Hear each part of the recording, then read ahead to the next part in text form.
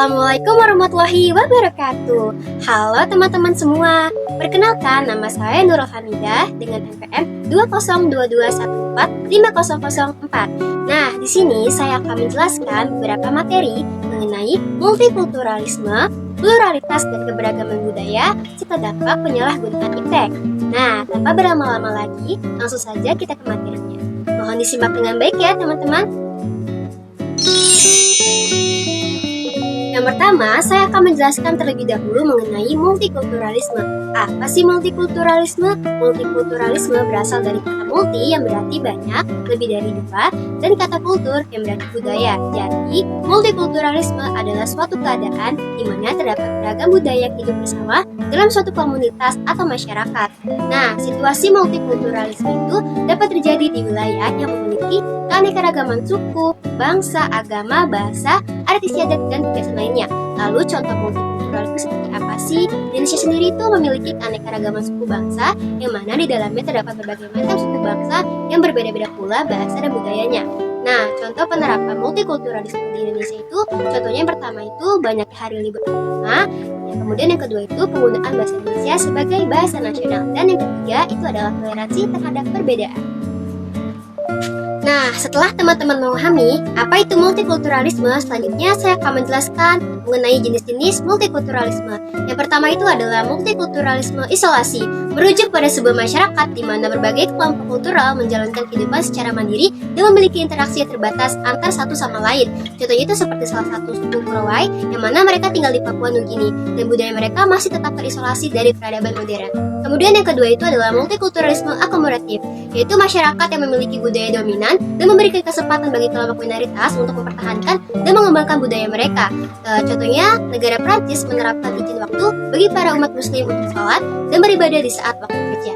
Kemudian yang ketiga itu adalah multikulturalisme otonomis, menggambarkan masyarakat plural di mana kelompok kultural utama berjuang untuk kesetaraan dan kehidupan otonom yang diterima secara kolektif. Contohnya di Swiss, pemerintah melarang penggunaan hijab dan cadar bagi masyarakatnya. Kemudian yang keempat itu adalah multikulturalisme kritikal atau interaktif, melihat masyarakat plural di mana kelompok kultural tidak begitu memfokuskan pada kehidupan otonom, melainkan menciptakan penegasan perspektif unik mereka. Contohnya, Gus Dur, mantan Presiden Indonesia yang memperjuangkan hak warga kaum Tionghoa untuk merayakan Hari Raya Imlek. Dan yang kelima yaitu multikulturalisme kosmopolitan, yakni melibatkan suatu masyarakat plural yang menghapus batas-batas kultural untuk menciptakan sebuah masyarakat di mana individu tidak lagi terikat pada suatu budaya tertentu. Contohnya di negara Amerika Serikat dan Eropa sudah banyak masyarakat dapat tinggal satu rumah pria dan wanita walaupun belum terikat status pernikahan yang sah. Selanjutnya itu adalah faktor-faktor pembentuk multikulturalisme yang terdiri dari 4 unsur. Yang pertama, faktor geografis. Faktor geografis itu sangat mempengaruhi kebiasaan dan gaya hidup masyarakat karena setiap lingkungan geografis memiliki keunikan yang berbeda. Sebagai contoh teman-teman, masyarakat yang tinggal di pantai memiliki intonasi berbicara yang lebih keras daripada masyarakat di dataran rendah.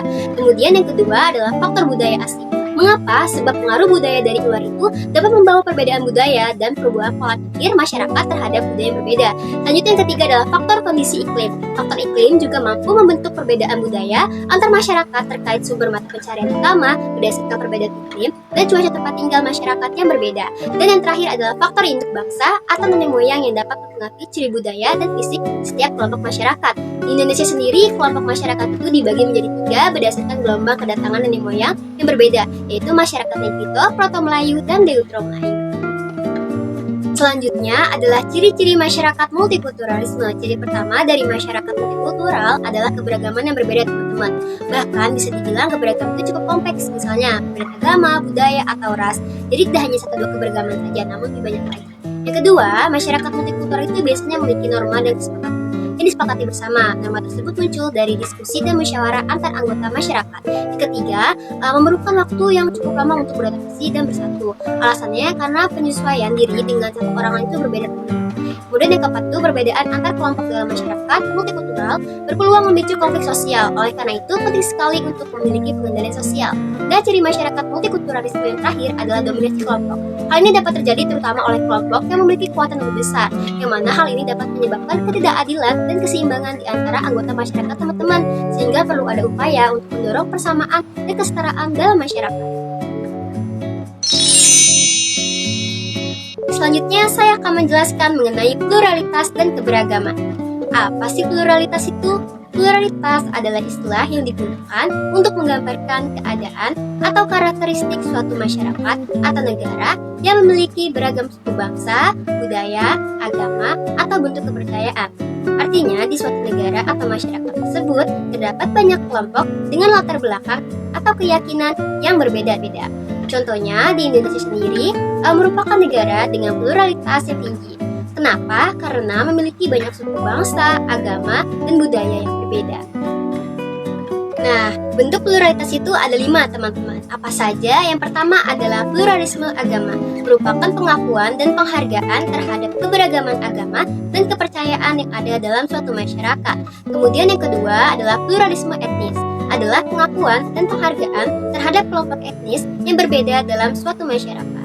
Selanjutnya, yang ketiga adalah pluralisme budaya, adalah kekayaan dalam konteks keanekaragaman budaya seperti kepercayaan, tradisi, dan kebudayaan lokal. Yang keempat adalah pluralisme sosial, adalah kondisi di mana masyarakat bisa saling menghargai satu sama lain dan dapat berinteraksi sosial dengan kelompok yang berbeda. Dan yang terakhir, yang kelima, adalah pluralisme ilmu pengetahuan. Maksudnya gimana? Jadi, setiap individu itu memiliki hak yang sama untuk meyakini dan mengamalkan atau mengaplikasikan ilmu pengetahuan tersebut. Nah, teman-teman, setelah memahami apa itu pluralitas serta bentuk-bentuknya, di sisi lain terdapat dampak positif dan negatif pluralitas. Adapun dampak positifnya, yaitu yang pertama, meningkatkan daya tarik wisata, kemudian yang kedua, memperkaya kehidupan sosial, yang ketiga, memperkuat jiwa gotong royong, yang keempat, memperkaya keanekaragaman budaya, dan yang keempat, mempercepat perkembangan iptek serta mempromosikan keadilan sosial. Dan dampak negatif pluralitas diantaranya yaitu yang pertama, memicu persaingan antar agama dan suku bangsa. Kemudian yang kedua, memicu konflik dan pertentangan sosial. Dan yang ketiga, yaitu memicu perpecahan dan diskriminasi. Baik, selanjutnya itu adalah peran dan fungsi keberagaman budaya. Yang pertama adalah meningkatkan pemahaman dan penghargaan terhadap budaya orang lain. Jadi keberagaman budaya itu dapat membantu kita memperluas pemahaman tentang dunia, mengurangi stereotip negatif, dan membangun penghargaan terhadap orang lain. Yang kedua, melestarikan dan mempromosikan identitas budaya asli. Keberagaman budaya dapat membantu menciptakan lingkungan yang memungkinkan kita untuk mempertahankan bahasa, tradisi, dan keyakinan yang khas bagi suatu budaya. Yang ketiga, yaitu mendorong integrasi dan penyelesaian budaya di antara kelompok berbeda. Jadi keberagaman budaya itu dapat merangsang interaksi antar orang dari latar belakang budaya yang berbeda. Selanjutnya yang keempat itu adalah meningkatkan daya saing ekonomi dan globalisasi. Mengapa? Sebab melalui keberagaman budaya, suatu negara dapat menarik lebih banyak wisatawan dan investasi yang berdampak positif pada perekonomian negara. Dan yang kelima yaitu mempromosikan perdamaian, toleransi, dan pengertian di antara masyarakat yang berbeda. Melalui dialog dan interaksi, keberagaman budaya dapat menjembatani pemahaman dan membantu membangun hubungan. Selanjutnya saya akan membahas mengenai dampak penyalahgunaan iptek. Tapi sebelumnya teman-teman udah pada tahu belum sih apa iptek itu? Iptek adalah singkatan dari ilmu pengetahuan dan teknologi. Iptek mempelajari tentang teknologi dan perkembangannya dengan menggunakan pengetahuan yang ada. Ilmu pengetahuan dan teknologi itu bekerja sama untuk menciptakan kemajuan dan perkembangan di seluruh dunia. Maksudnya gimana? Maksudnya gini teman-teman, misalnya ilmuwan menggunakan pengetahuan dalam sains dan matematika untuk menciptakan teknologi yang dapat membantu memecahkan masalah dan memperbaiki kualitas hidup manusia. Sementara itu, teknologi yang ditemukan dapat memacu perkembangan ilmu pengetahuan yang lebih maju dan canggih. Contohnya itu seperti dalam bidang medis, lingkungan, dan teknologi informasi.